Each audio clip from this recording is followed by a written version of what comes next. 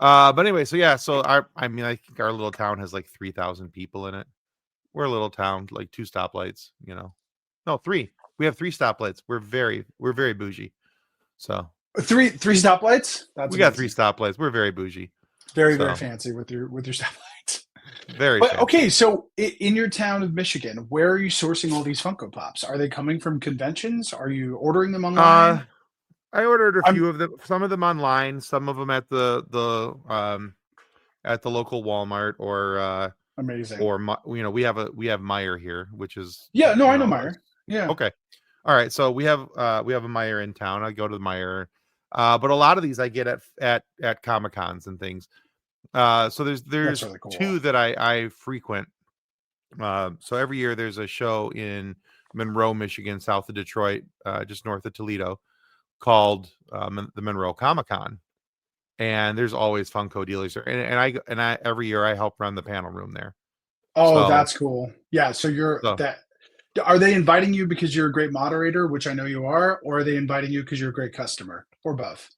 yes, They're like, hey Tim, it's so weird. The panel room is right behind all of these Funko booths. So Funko you Pops. just Could you just gotta like a knife your way labyrinth of through the Funkos. audience?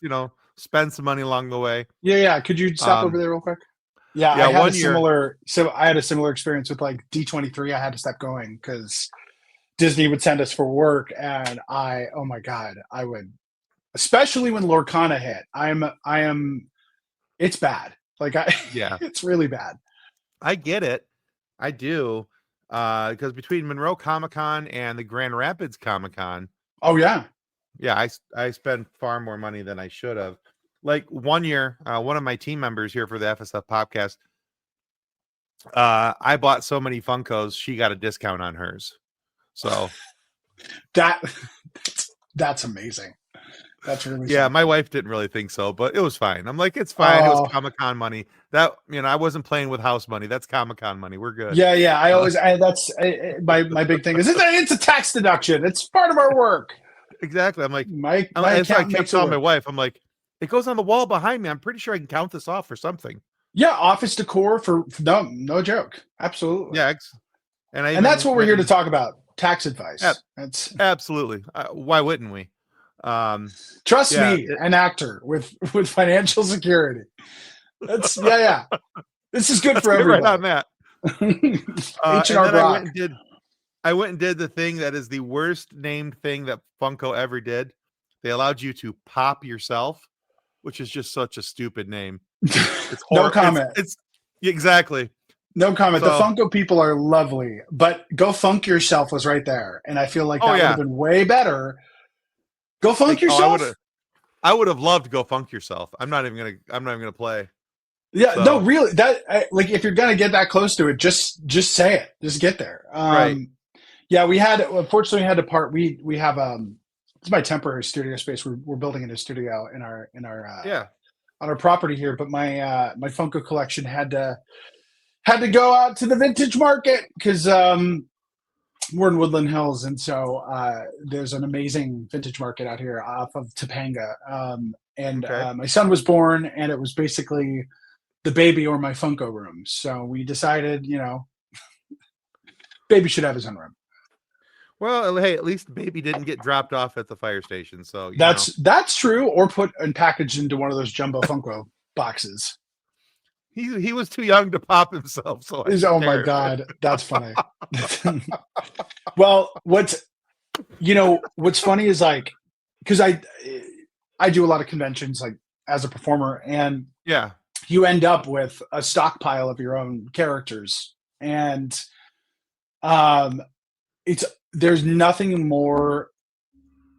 I know we're going to talk about some recent stuff, but one of the characters I did for a while was the Kool-Aid Man, and yeah, I would have to schlep all these Kool-Aid Funko Pops around, and I remember I think it was Stockton Con.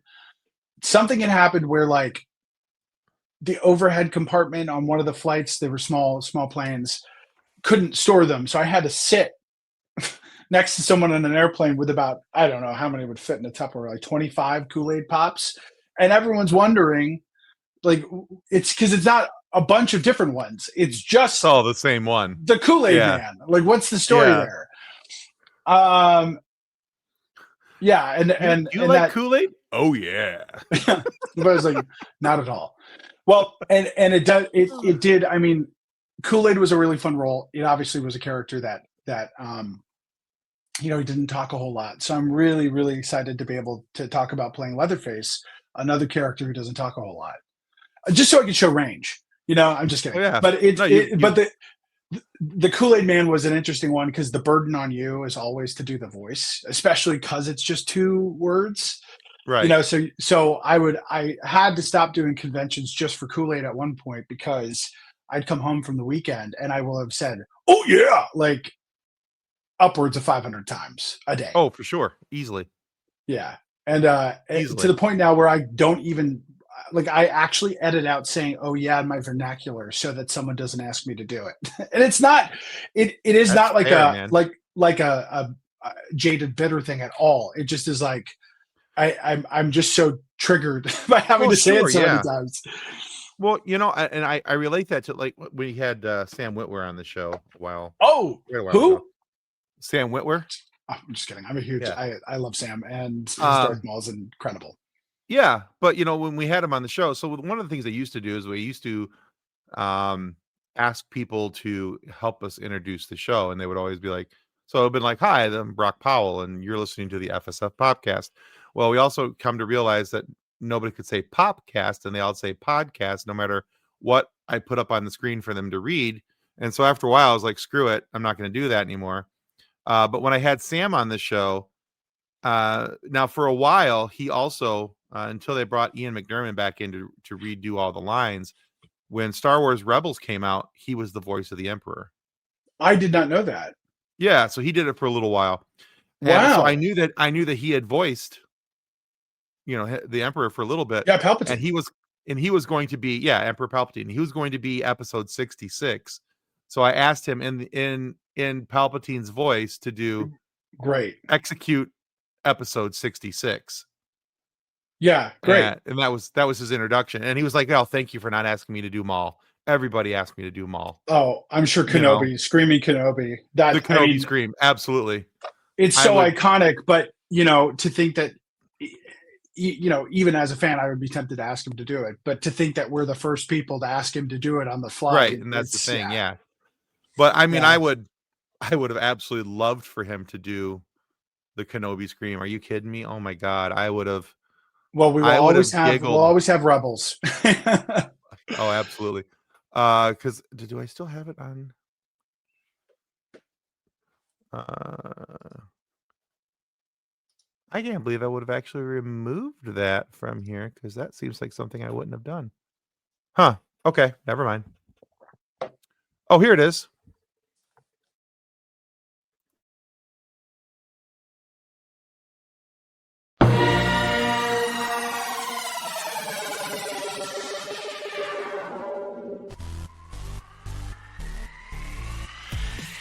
Hey, this is Sam Witwer. Welcome to the Funny Science Fiction Podcast. Execute episode 66. He does a great Palpatine. Yeah. I think I Yeah, he knew he does. did it was it in Battlefront, the new Battlefront 2? He's done it a couple different times. So he did it for some of the animated series until they brought McDermott back in, and I think he's done it for. I think he also did it for Force Unleashed Maybe that's what I was thinking of. Yeah, and because something else. There was one other game that he also did. It might have been Battlefront 2. I'm not sure yet, but I'd have to go back and look. But yeah, yeah, it's really good. That's a really so good and I have Sheev Palpatine. yes, I have that saved. I also have this saved on I play this during our live shows at random intervals for no apparent reason whatsoever. Kenobi! Yeah, That because is wonderful. That is wonderful. God, like now you're making me think about that episode. I've done some voiceover for Star Wars, but not as of now of this recording. Not in one of the animated shows or features yet, but that's the big vision board because Star Wars Visions, if you will. I am really a giant Star Wars fan, and it's a sandbox that I would love to play in. But Well, I'm just a huge remember that respect with those because actors. there may be a question about that coming up. Oh, I will remember it. I'll remember it. But you just made me think of Steve Stanton's Obi-Wan in that episode. And how Oh yeah, my God, how good Oh that God, was.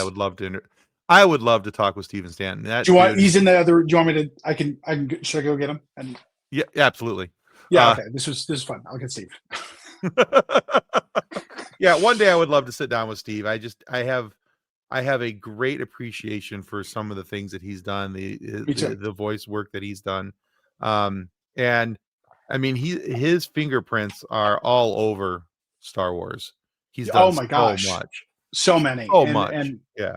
yeah. I mean, not to mention like he's working Rogue One in Mm-hmm. 2 very big roles. Yeah. Radis and Tarkin, which I just finished the most recent rewatch of that movie. That might be a perfect Star Wars movie. I know that seems so crazy. You're getting no argument from me. Well, good, because it's perfect. Yeah. The only Star Wars movie that I feel that determined about, other than Rogue One, is Empire. Really? Well, I mean, Yeah, I guess that's not surprising. I don't know why I acted surprised. Empire is my all-time favorite movie. Like not Oh, even just like Star Wars not even a movie. Star Wars film. No, just hands down, all-time favorite movie is Empire, and I can watch that all day, every day. I could back Twice that on up. Sunday. I mean, you know, is it one? Do you ever do? Because during that, and this is a recent tradition for us, but we started doing May the 4th, mm-hmm. and then on Revenge of the 5th, which also tends to be Cinco de Mayo, right? Mm-hmm. We've started watching Empire with Nice the Spanish language track. And the Spanish, this has become a Cinco de Mayo tradition the last 2 or 3 years. The Spanish Darth Vader, Tim, is so good. He is so good. And it's different than James Earl Jones, but also just like you can like it sounds like he's throwing stuff. Like it's really good. I'm gonna have to check that out because check it out. I can't speak Spanish, but I know the line, so it's not like I'm going to be lost. You'll be translating it. Yeah, you'll know what he's saying. That's awesome. I will definitely check that out. I mean, I'm pretty much on a continuous Star Wars rewatch. Like I watch it in chronological order, all the TV shows, all the movies, everything just where it should be. So when you stop, then you start over? Yeah. Is there anything that do you start with the Boba Fett Christmas short? Do you include that the faithful Wookiee? Actually I don't, but I not all the time. I do from time to time. Primarily where I start, and I will fight anybody on this, the movie Fanboys is canon. And I start with that. I start with that because here's why. Let me lay out the groundwork for you. Yeah, tell me. So there's obviously it's written by and directed by Kyle Newman, who I have and Ernest Cline, another guy that I have a writer's crush on that guy. Ernest Cline is like, I love his stuff. His pop culture references are just top shelf. Anyway, throughout the movie, the whole gist of the movie is these kids from Ohio trying to break into Skywalker Ranch. Right, to see the Phantom Menace. To see the Phantom Menace. But at the end of the movie, the credits are rolling for Phantom Menace, and then you go right into Phantom Menace and watch it from there. So you end this movie here, you start the next movie. It's kind of like going from Rogue One to A New Hope. Right. You know what? I'm going to do this. I'm going to add Fanboys into my rotation because I wouldn't have thought to do that. It sets the entire tone. I mean, you go into it, you get out of Fanboys, a happy, jovial movie, lots of jokes and fun, and you go right into Phantom Menace, and you just have a good time because you're like, oh yeah, this is what they were trying to see. Yeah, I mean, I have a soft spot for Phantom Menace, and it was the first movie when just this last year, when my son was just born, probably about 6 months old. The Phantom Menace re-release happened, and there's an AMC really close to us. So after nap time, scooped him up.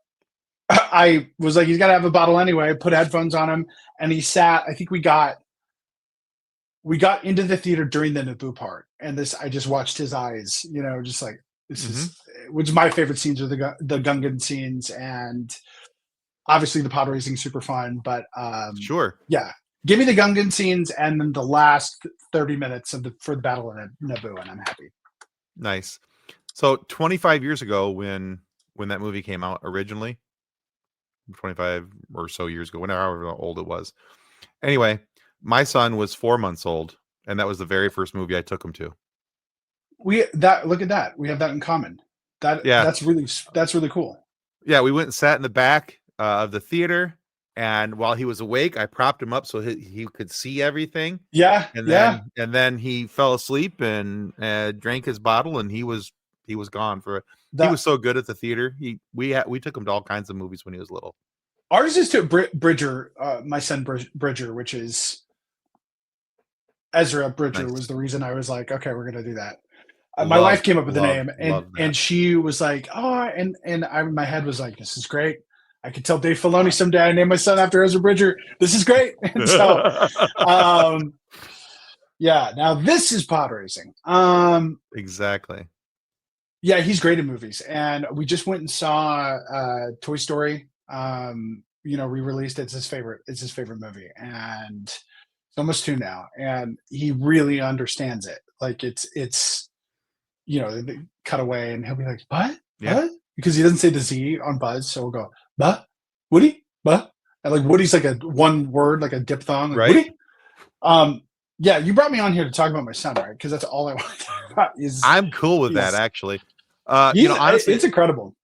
Honestly, and I'm not making this up. My oldest son's favorite movies were Toy Story 1 and Toy Story 2 when he was little, and we would take one out. And this was back in the day of when we went from VHS to DVD with him. Yeah.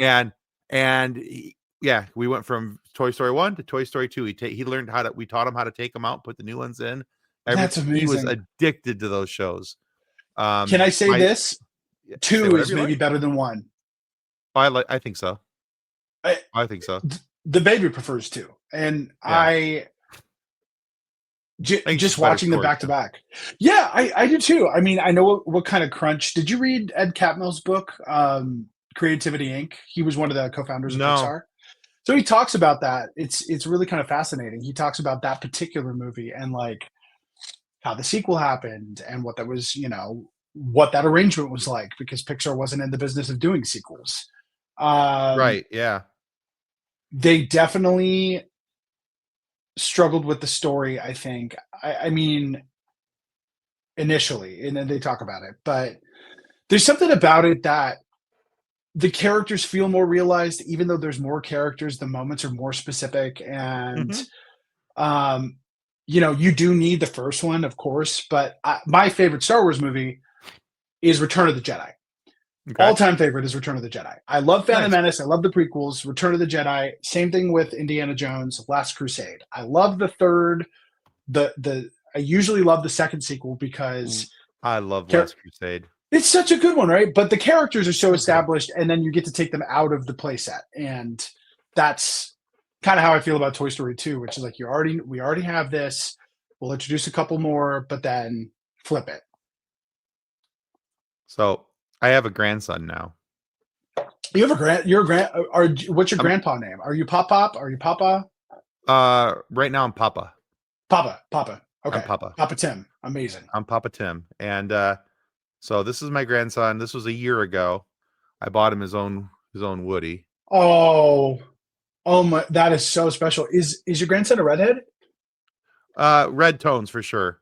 Yeah, my son too. Oh my God, he's adorable. What's his name? I mean, if you want to share, you don't have to.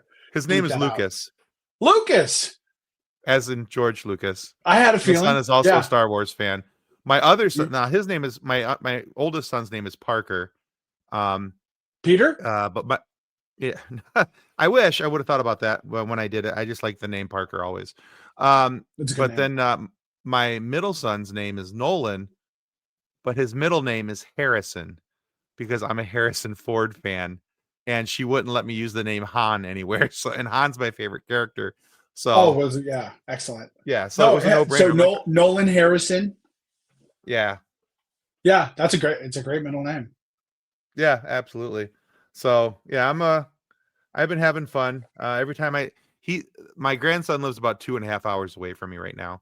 But every time we're together, we watch Star Wars, and I tell everybody, all right, everybody, you go do your thing. We have Jedi training, and we go watch Star Wars. Oh, I bet he loves it. How So old is he now? he is a little over 2, Oh, I bet he loves it. I bet and it's just, yeah. yeah, and we just sit there and we talk and we have fun and we watch. And I started him off with Young Jedi, the Oh, Young the Jedi. Young Jedi Adventure. Sure. My buddy Piot Yeah, versus Yoda on that. That's a great yeah, one. yeah. It's a great little show. So I It's bought so him. fun. Yeah. Yeah, yeah. So I've been having fun with that. I'm having fun being a grandpa. I So mean, it's I'm just in my second year being a dad, and there's something about, yeah, like passing on the franchises and things we love, but it really is just like it's stories and lessons, and absolutely, seeing it again through their eyes it's kind of a it's one of the miracle. coolest things. And every time I have a chance to with somebody hasn't watched something in Star Wars, and I can share that with them, and it's always kind of cool for me. So I dig that quite a bit. So Well, thank you for sharing that. yeah, no problem, man. Thank you for sharing as well. Yeah. Um, yeah. So hey, about the show. Oh, sure. Yeah, we were gonna do something about that. So the whole point of this is I want it to feel like kind of like we've been doing right now. Is just a laid back conversation. I want people to feel like it's just two guys sitting around a coffee table, talking nerdy, just a Yeah. chill, relaxed environment. Okay. Yeah, so nothing too crazy as far as questions are concerned. I do have one question about your family, but not any name specific or anything like that. But if it's not something you're comfortable with, we can skip over it. Don't worry about it.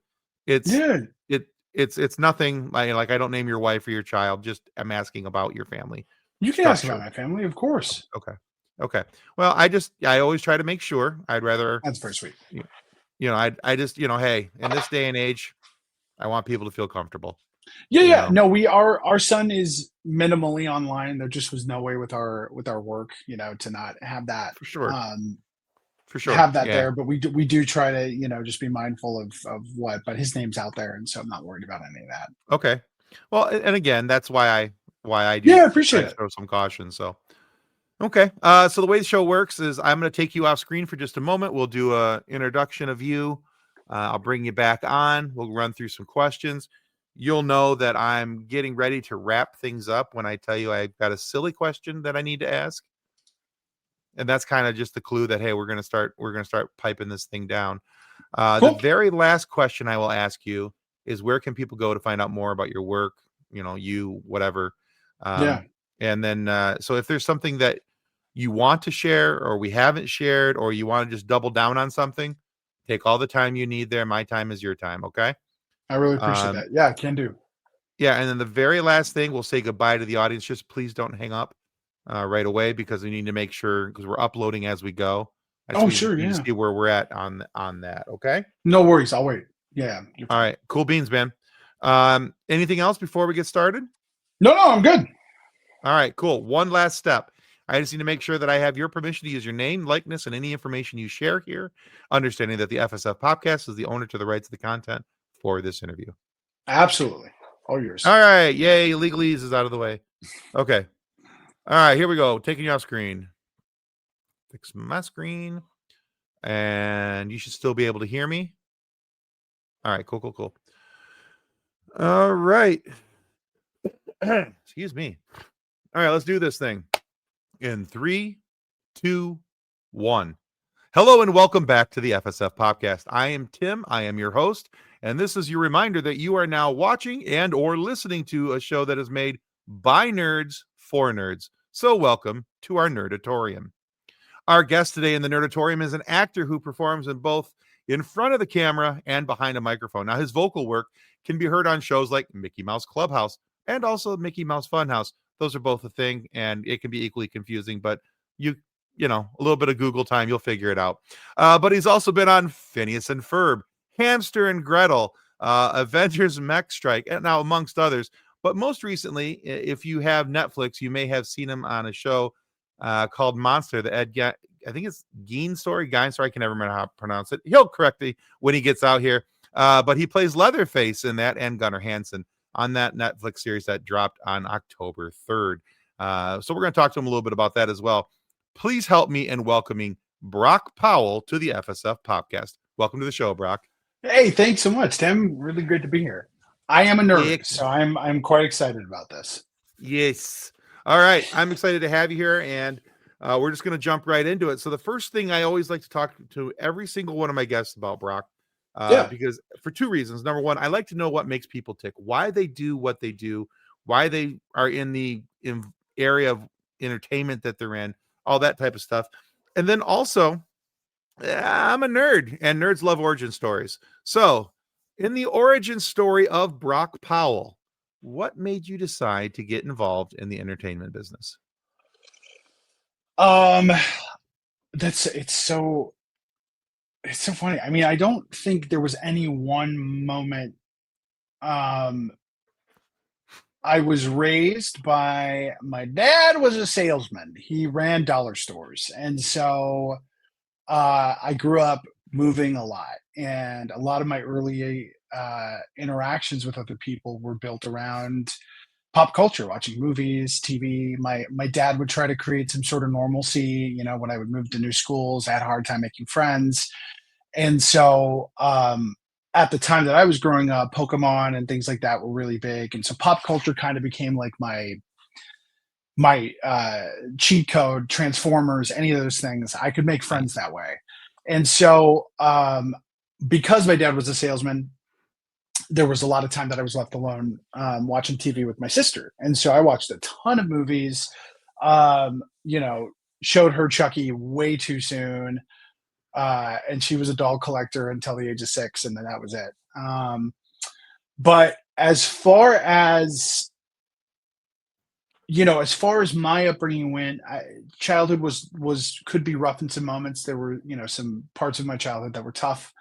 My parents were divorced, which obviously very common. There was a little physical abuse involved, and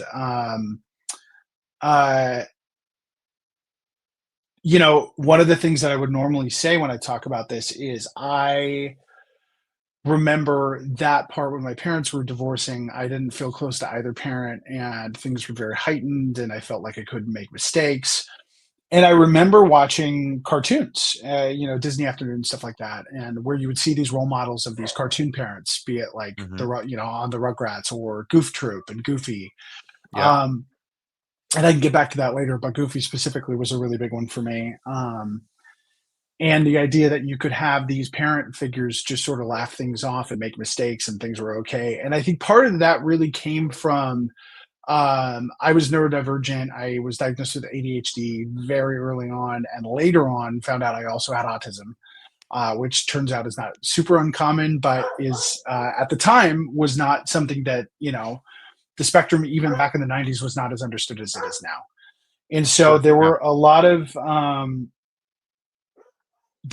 things about my upbringing that I didn't even realize. Like, I made friends by doing impressions and voice impressions and sitting around the lunch table. I remember one specific moment where I was doing impressions of, at the time, Christopher Nolan's Batman movie came out, and doing impressions of the Joker. And that was, and not just Hamill's Joker, but Heath Ledger's Joker. And so those were, that was shorthand. It was how I would socialize.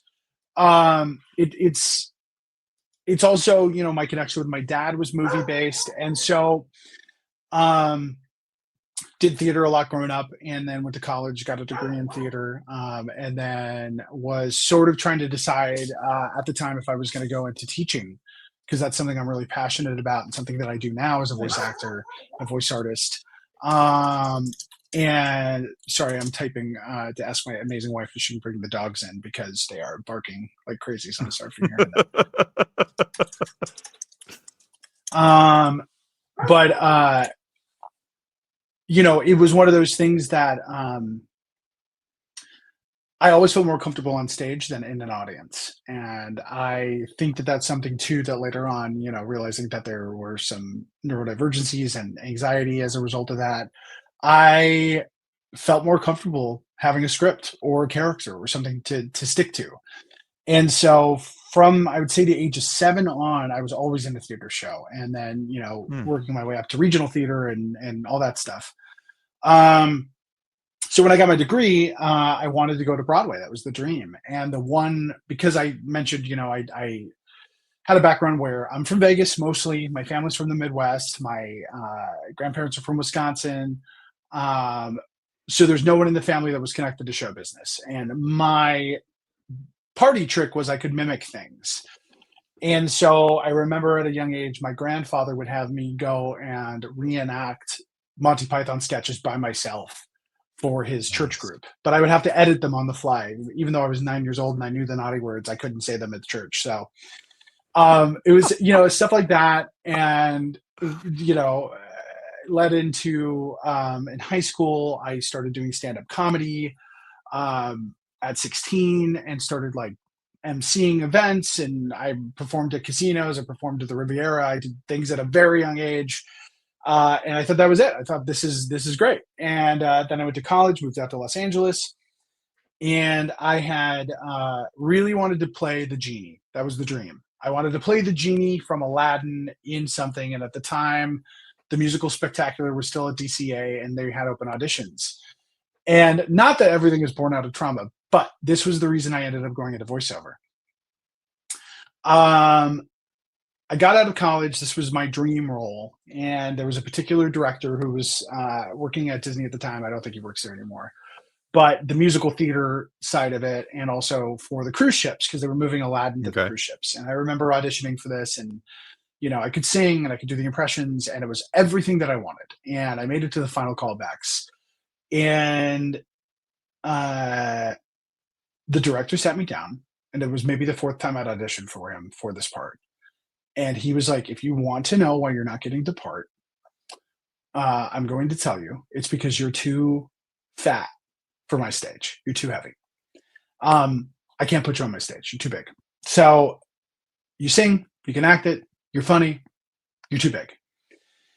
And that was something that, had been in conversation in musical theater. Obviously, there were parts I couldn't play. Obviously, there were parts that I could play, or sometimes people would cast me against type.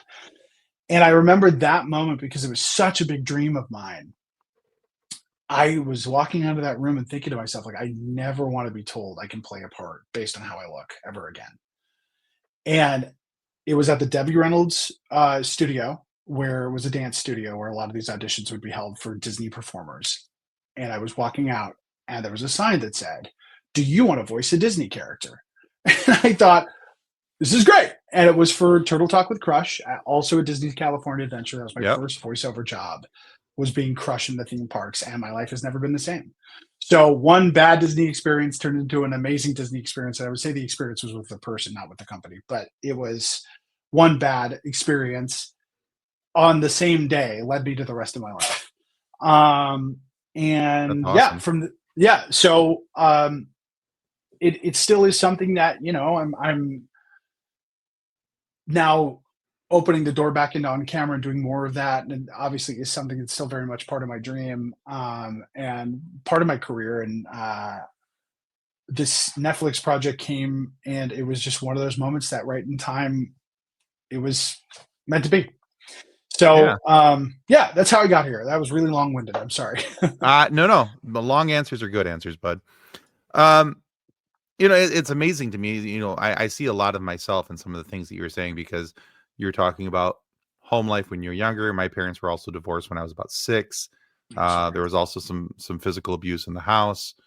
And it's amazing to me. You talk about, kind of diving off into cartoons and things, and animated shows as your friendships, and you using that. I did the same thing when I was going to school, because I would watch back in the day. There was a WWE, but we used to be called the WWF back in the day, and they had this wrestling cartoon that we would watch. Hulk Hogan? Yeah, Hulk Hogan's Rockin', something Express, and with all the Absolutely. rest. Yeah, I'd watch that. I'd watch GI Joe, and I'd watch He-Man, and I had a couple kids at school that we all watched the same things, and that's how I got to be friends with them, is because I could talk about the things that I saw and I understood those things, but I wasn't very social outside of that for a while. Yeah. But it's kind of funny that it's always interesting to me when I hear somebody else tell that part of their story where it's like, oh yeah, I understand that feeling. And then the ADHD that's attached to all of those things. And yeah, so yeah, there's a lot there that I was kind of going, oh, okay, cool. Yeah. Twinsies. Yeah, But kind of. Definitely kind of. yeah, so interesting. All right. Now you talked about not wanting, having that feeling, and because that can be very not just disheartening, but soul crushing to have that type of experience. And I think a lot of people would have just seen that sign about voice acting and probably would have just walked away because they were crushed. Well, So what was it? Crush was on the poster, so That's even better. yeah. But what about your personality made you say, I'm gonna do this anyway? Being ADHD and neurodivergent, like rejection sensitivity is a really big thing. It's its own sometimes disorder, or RSD. And I struggle with rejection. I struggle with it. I think that visceral rejection that I experienced in that room on that day probably changed the course of my life. And consciously or subconsciously, I put myself in a place where I get rejected on a daily basis. I never hear about it. I never have to know. It's incredible. Voiceover is the best job for someone who has ADHD and also rejection issues, because I only hear a phone call if it's a yes. So when I get a call from my agent or an email from my agent about an audition, it's usually you're called back, you're booked, or whatever. So my brain associates that with positivity. Okay. And I think as it's gone on and my career's gone on now, I just sort of have realized, like, I have much more of an understanding of, like, wow, I wasn't selected and it's not reflective of me as a person. It's not that I'm deficient. It's just, especially in voiceover, it's sort of like building a little orchestra or a band. And so there are so many factors that casting directors and producers and writers are considering, which is like your vocal Sure. instrumentation, and does someone else who's already involved in the project sound like you? um you know I definitely still struggle with taking things personally, but I think it comes from I a get that. place of, I care a lot. I care a lot about this stuff and the work, and I care a lot about the Hmm. characters, and I care a lot about the projects and the worlds. So um what was it about my personality that led me to voiceover? I think it was just at the top being sensitive, but deep down in my soul, I don't take no for an answer. My partner Cameron will say that I am very stubborn and obstinate.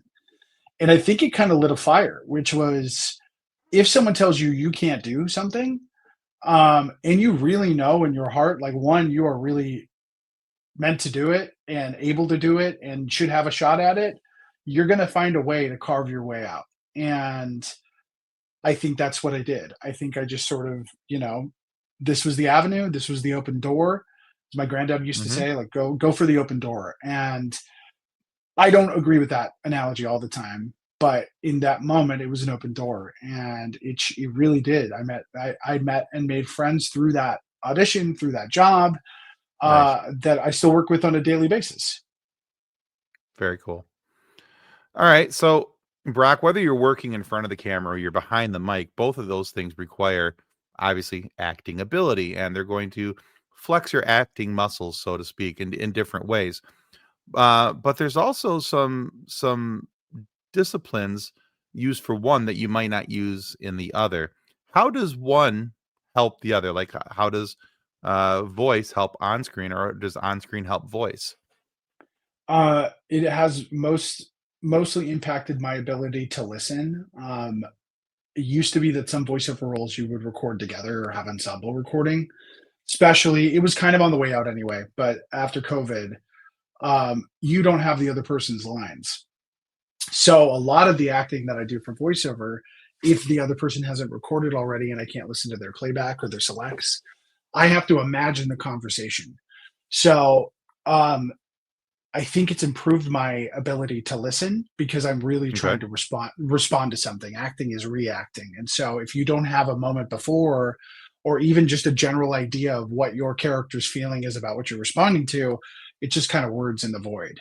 On camera, voiceovers made me sort of fearless. I don't care about looking silly, and that's the number one thing that a lot of people care about, and I cared about on camera was looking good or being, to say, is this right? Am I looking at the right lens?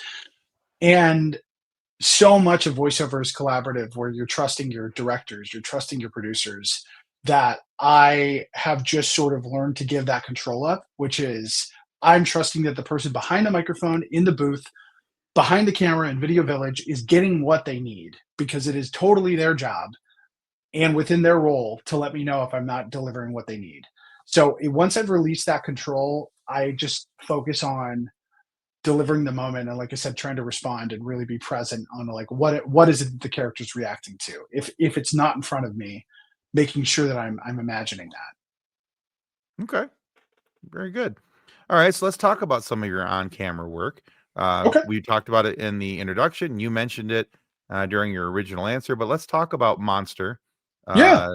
The Ed, is it Gein or Gein? I can't Yeah, remember. yeah, Ed Gein, and they did a really, I don't know if it was intentional. They did a really smart thing with the marketing where the each season of Monsters sort of had a color palette. Dahmer was Yeah. yellow, the Menendez was like a deep purple, and green for Ed Gein, which I thought was really kind of smart. Oh, well, that makes sense. Green Gein. Yeah, Yeah. well, Okay. and I think subconsciously it makes people go, okay, yeah, Ed Gein. But yeah, Monster season 3, the Ed Gein story, the original. Yeah. Monster. So yeah, that aired on October 3rd, and I'm hearing a lot of good things about it. A lot of people are talking about it, and it's created quite a buzz. So how do you prepare yourself for a character like Leatherface? What did you do that because this is coming from a guy who's doing a lot of work on Mickey Mouse Clubhouse / Funhouse and some of these other shows to going to running around with a guy with leather on his face holding a chainsaw. Yeah, I mean, it is kind of funny when you think about the work like on a 1-to-1 ratio, and particular thing Tonal was shift.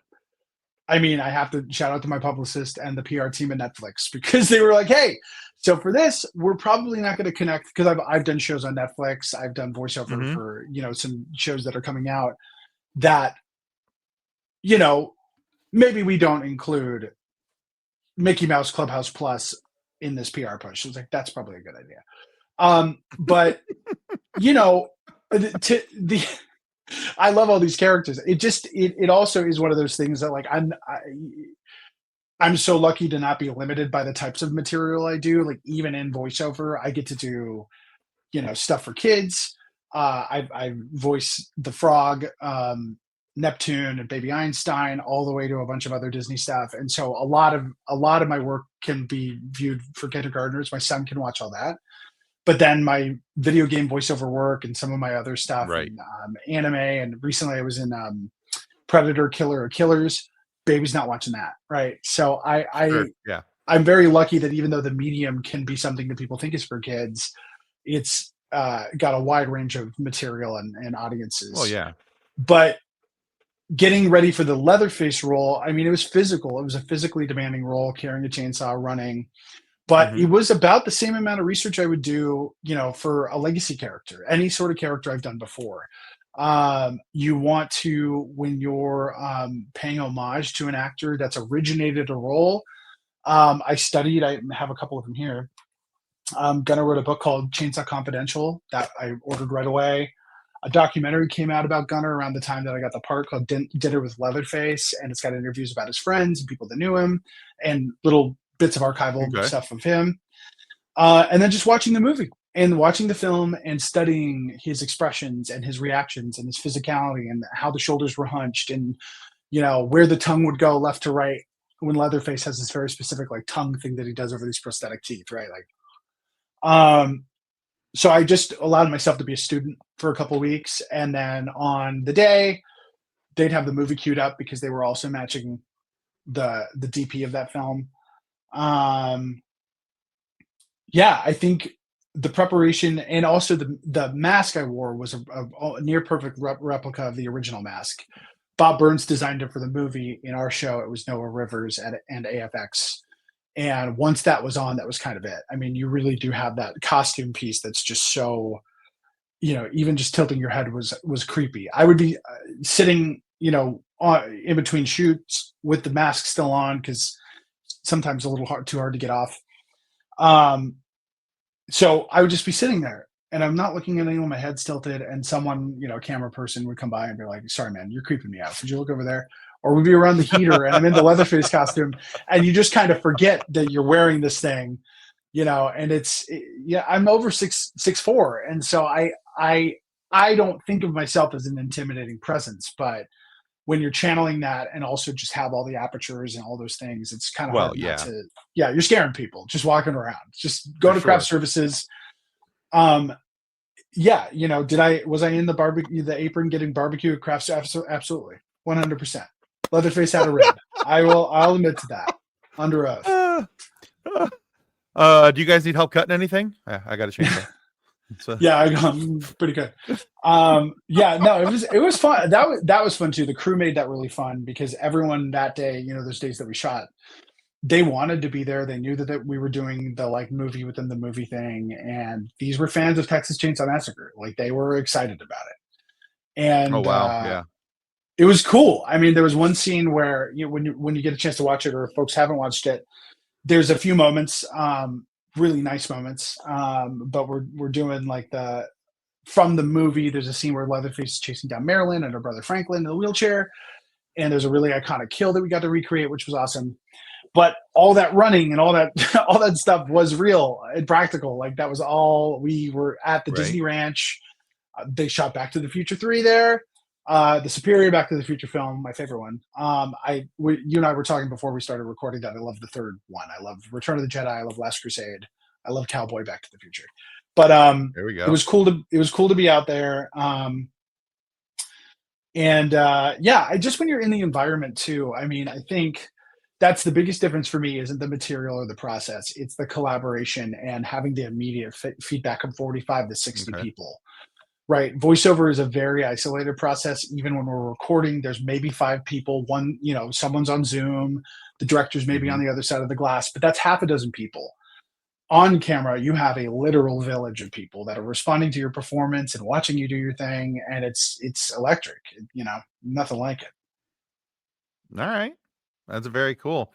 Yeah. That's I would imagine you said you started doing research when you're talking about legacy characters and everything. Wanting to make sure that you've got all those little things. I mean, so how long did it take you to really get the shoulder hunch and the lip movement? And how long do you feel like it took you to get to a point where you felt that you were presenting Leatherface properly? I mean, there's so many things. To me, it came 1-to-1. It was really about Gunnar Hansen. Gunnar Hansen was the one who originally played the part. I wanted to pay homage to Gunnar. I was really, really trying to make sure that I was digging into his process, and because all the other versions of Leatherface that exist out there, they've never really quite done one like Gunnar's Leatherface. Even Texas Chainsaw Massacre 2 was a comedy, and it was a completely different costume and a different actor. Right. And so I think trying to connect back to that was really my job, was to fill those shoes and try to pay tribute to the person that originated it. And for me, what's interesting about it is we're in conversation about, we were talking earlier about Sam Witwer, and we're in conversation about, legacy characters and all these things. With AI in the conversation, the chance to on camera play this character, I feel so fortunate that Ryan Murphy Production really invested in wanting to tell the story this way and including everyone, because I just feel like it could have been done differently. And I'm so glad it wasn't, because the casting office, worked really hard to find these lookalikes and act-alikes. I mean, we weren't just, we weren't photo doubles. We were really trying to live in the world and bring that movie back to life. So that's cool. Okay. All right, now you've worked on shows. You talked about it there for Disney. There's been Marvel. There's a ton of anime like Genshin Impact. You've done One Punch Man. There's video games over all kinds of different genres. You're kind of all over the place. We talked about that with your voice work, and that's kind of cool. I love that though. That there's not just this is my lane and this is the only thing I do. I do love that. So you've had all your toes in all these different sandboxes. Yeah. So what is the next sandbox that you want to play in? Is there a nerdiverse out there that's just waiting to get some Brock Powell all up in it? Call me Chewbacca because it's Star Wars. And there's so much of it now. There's so much of it that I just sort of have resigned myself to be like, it's a matter of time. It's a matter of the right project and the right role. And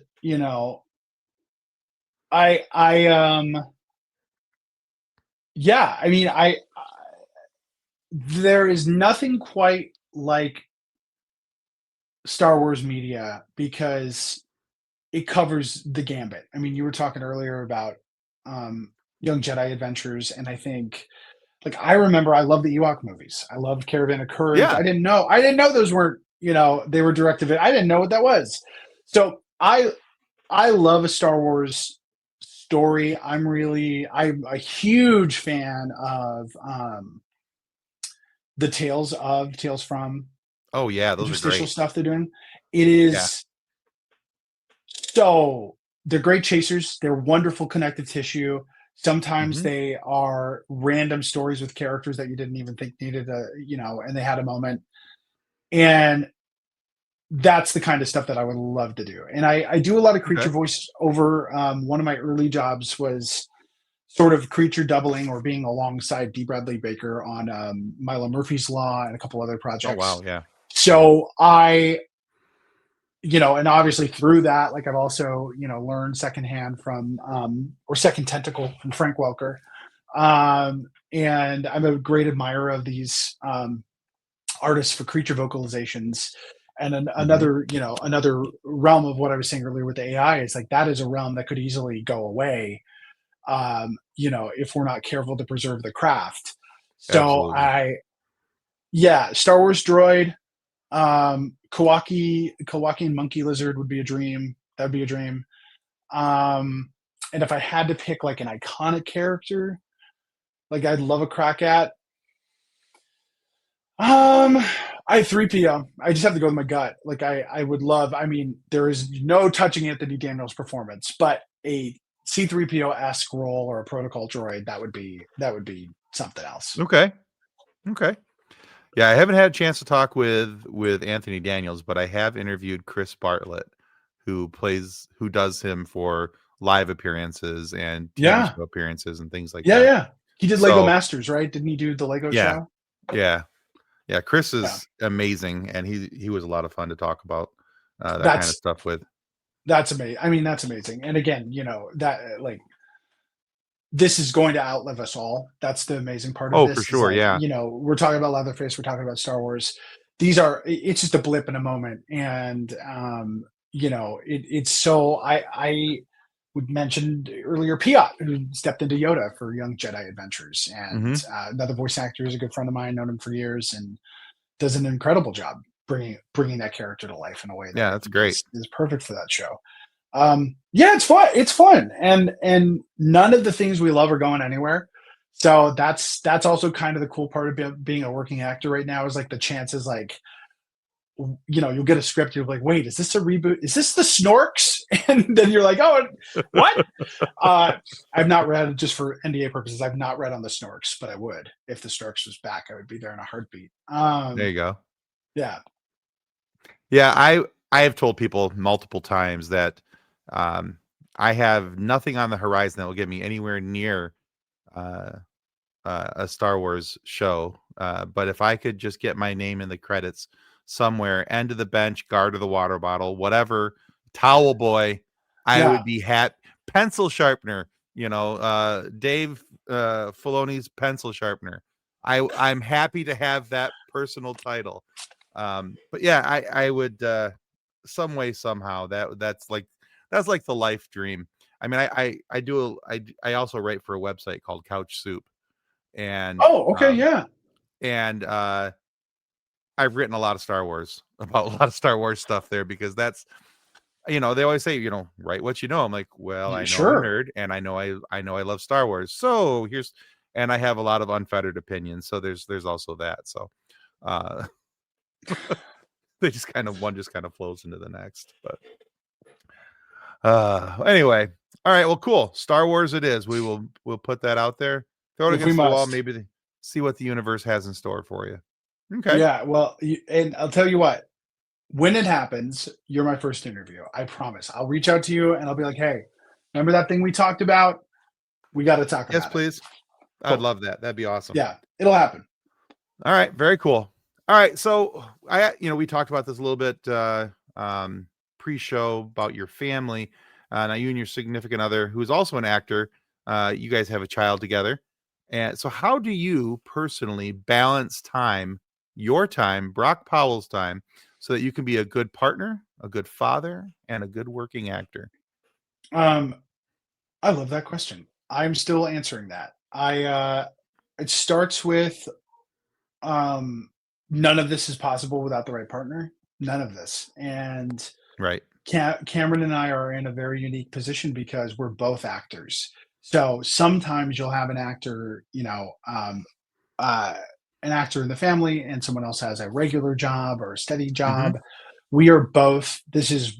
We're circus people. This is all we do, and we do it really well. But it can also mean having an unorthodox life. I mean, one thing when we got engaged, Cameron is on a soap opera called The Young and the Restless. And you think Star Wars fans are diehard. Talk to a soap opera fan. Yeah, they're hardcore. They are hardcore and they're awesome. And they will probably be watching and listening to this as well because they have welcomed me with open arms. And Cameron, so when we got engaged in real life, Cameron was getting engaged on the show.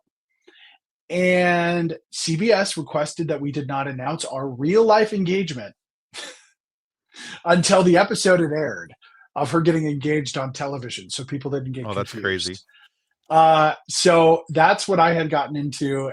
And also whose job is asking them to do that? Could you not talk about your wedding for 6 weeks on the Zoom? Like, what? But at the time we didn't bat an eye or think about it. But let's see. I've gone to set with Cameron while she's shooting projects, and I've had the baby. I've put the baby down for a nap and had to run down to the car and do a voiceover session in a parking lot. She's had to do self tapes at theme parks. It's just balancing that is still something we're in the process of because it ebbs and it flows. I will say this. She's been so incredibly supportive of this Leatherface role and the on-camera stuff. And I joked after, because she's mostly the on-camera actor who's getting into voiceover, and she's done a couple really amazing projects. She's got something really cool on the way. Nice. And she's awesome. She's awesome at it. She's totally fearless. But she's been so supportive of the on-camera stuff. And she was getting me ready based on her experience. Like, hey, this might happen, and just know that, on a set, it might be different than I had the best time. Ryan Murphy Productions was the best team of people I think I could have dreamed of working with. So I told her afterwards, like, I'm retired from on camera. I have to retire. This was the best. They could not get any better than this. But the balance of saying no to stuff and putting boundaries down on family vacations with really strict boundaries, which is, if Chris Nolan calls and we need to self-tape, we might make an exception. But with the understanding and the communication of our teams, and I'd say this, my agency and her agency, they're not flippant, they're wonderful. And so we just make it really clear, like, hey, we're taking a vacation, or this event is coming up. It's going to be non-negotiable around this time. So I try to be really proactive because voiceover tends to be, if there's an inch, it'll sneak in. It'll always be when I'm the busiest that I get the big crazy 10-page audition, or it's your dream role, Brock. I'm like, wow, I got 5 minutes to do this. And or it means not taking my son to the park, or it means, and those are things that right now I just am not willing to miss. Also, one of the reasons I don't do conventions right now, I love my fans. I love fans. I love nerds. I am one. I cannot put a price point on weekends with him. I can't put a price point on weekends with my son. So when I have done events or stuff, most of the people are wonderful and they let me bring my family with me, which is great. And my son has a kick out of it. And that's different. I mean, it's different than how I would have operated 5 years ago. I did not say no. It was not in my vocabulary. But yeah, I think it's making sure that the one that I'm letting down sometimes is myself, because I'm not recharging enough or leaving enough time. Fair. However, I am very fortunate to be working at the level that I'm working, in an industry that I'm working in the field that I'm working in, that, I also know the way our industry works, which is it is feast or famine, and not financially all the time. But I mean, the auditions will be coming in really fast and then they'll stop for a little bit. So there will be breaks, and like they say when you have a kid, like sleep when the baby sleeps, sleep when the industry sleeps. So I hibernate. When we after Thanksgiving, I'm not, for about 6 weeks, I'll have a nice long break. There will always be a couple things that come in, but for the most part, the ad agencies and the production teams and the studios, they're taking holidays off. So there's not going to be a need for our voiceover. So there are breaks, and try to lean into that. And then, I mean, I just really try to figure out when these opportunities come along, how to involve my family, and make sure that they're still front and center. And like these interviews I've scheduled around nap time. So, this morning I took my son to Chuck E. Cheese. We went to Spirit Halloween. We had a great day. Then I took him down for the nap, and then it was straight into interviews for the afternoon. But that's how I compromise, is making sure that whatever I'm doing in my career, my partner and my son get the equal amount of time as best as I can. I dig it. I love that answer. That's very good. All right. So I asked you that question earlier, you're about your origin story, and I explained why, because I like to know what makes people tick. So this is a secondary portion of that, and I called this question suggestion time. And this gives me a nice clue about, who and what you are and all that kind of stuff. So what are you reading or listening to right now that you feel everybody else should know about? What am I reading or listening to that everyone else should know about? Dungeon Crawler Carl. I feel like a lot of people already know about that one. Has that come across your purview? Yeah. So been really enjoying that. And then as far as what I'm listening to, I mean, I have very eclectic musical taste, and so Nice. I make playlists for everything. Here's what everyone should listen to. This is releasing around Halloween. If you have Apple Music, because Spotify, sorry if your podcast is there, but for artists. But on iTunes, they have a playlist called The Crate, and The Crate tends to be like B/C list songs. And every Halloween, they curate a playlist that is not the Monster Mash, but every song that wanted to be the Monster Mash. And it's about 40 Halloween songs that are kitschy and hokey and wonderful. So everyone should add this to your Halloween playlist. If you have kids, I've been out front decorating with this playlist.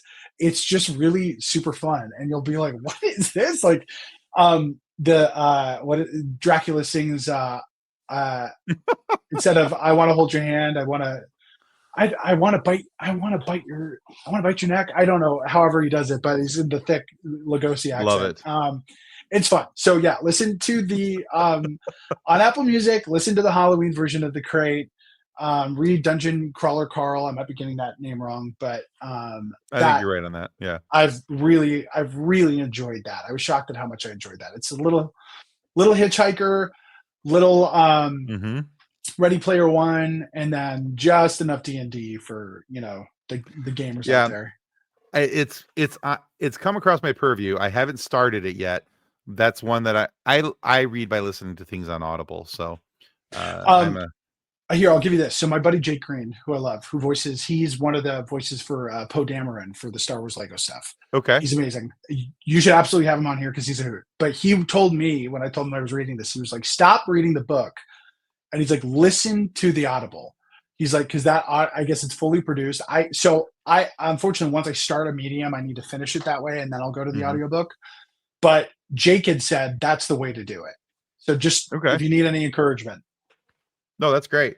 And that's honestly, that's one of the reasons why I like audiobooks is that especially lately, a lot of them seem to be more complete productions, especially with the Star Wars books. There's sound effects, there's music, you hear the ships, you hear the lightsabers. And anyway,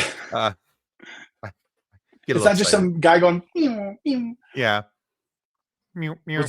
What the story about Liam Neeson and Ewan McGregor making the sounds for the lightsabers their first day? I would totally have done that. You just can't. Yeah, I would have been out there running around just like. That's good. That's. So. Oh. Yeah, I'd have way too much fun doing that. All right, cool. All right, Brock, it's time for a silly question. I'm ready. All right. So this question comes up because one of our team members, Kathleen, was out with her daughter, who was about 5.5 at the time when this happened. And they asked her daughter a question, and Kathleen was like, what the hell? When do we age out of this question? And they didn't ask her. So they only asked her daughter. So the question is, Brock Powell, what's your favorite dinosaur? The Brachiosaurus. But of course. Yeah. It's all about branding. Yeah, or the plesiosaur, because I also was like, as a kid, I was like, the Loch Ness Monster is real and he's a dinosaur and he got trapped in Scotland. I was very convinced, and some part of me still is, but I'm going to say Brachiosaur for canon. All right. Very good. We can run with that. Cool. All right, Brock, thank you so much for being on the FSF podcast today. Where can our listeners and or viewers go to find out more about you, your work, and anything you got coming up? Well, you can see me on Netflix on Monster Season 3, the Ed Gein Story. Keep an eye out. And if you want to hear some of my work, some of my favorite projects are on Disney Plus and Hulu right now. You can find those. Mickey Mouse Clubhouse Plus is currently airing. Phineas and Ferb Season 5 is currently airing. And we're in the season of Halloween, and this is a sci-fi, so I can't recommend Predator Killers enough as well. If you haven't watched it, it's a love letter to some of my favorite slice of sci-fi, corner of sci-fi, and just really, really incredible storytelling through animation. Perfect. All right, great suggestions. All right, guys. Hey, by the way, if you haven't already, this seems like a prime time to remind you that the most important thing, free thing, by the way, cost you all of this many dollars, is that you can follow our show on YouTube. Doing so ensures that we get more amazing guests like Brock Powell here today to come here, have these great moments for you to be able to listen to, and the funny stories that get shared. So please consider following our show. Pretty please. Sugar on top. It helps more than we can really, really suggest. And be sure to check out Brock's work at I'll also include a link to his IMDb page so you guys can know exactly where to go find him, what shows he's in, and have fun with all of that. So thank you to Brock Powell for being on the show. Thank you to everyone for listening and or viewing this here little nerdatorium escapade that we have going on. And may the force be with you as you continue to live long and prosper. Goodbye. I love it. All right. 3, 2, 1. We are